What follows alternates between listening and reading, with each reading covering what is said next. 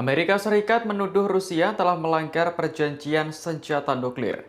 Tuduhan itu muncul setelah Rusia menolak permintaan Amerika Serikat untuk dilakukan inspeksi di tempat. Departemen Luar Negeri Amerika Serikat telah melaporkan tuduhan itu kepada Kongres pada Selasa 31 Januari.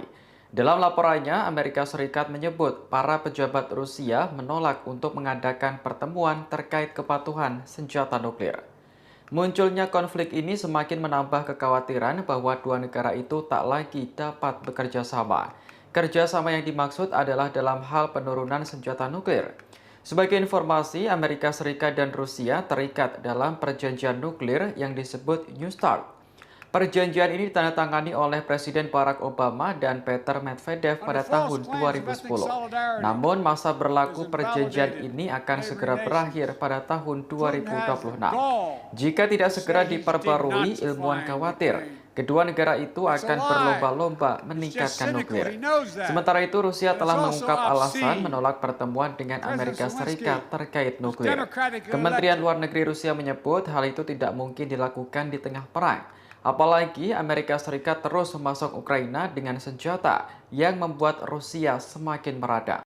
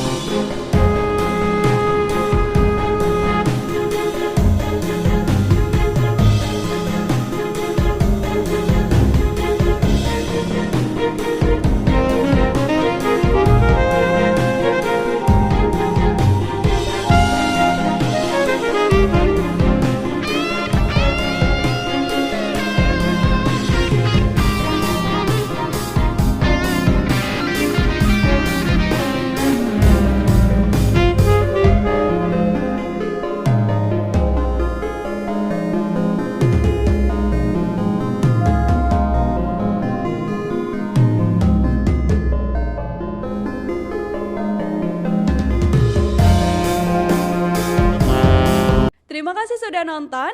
Jangan lupa like, subscribe, dan share ya.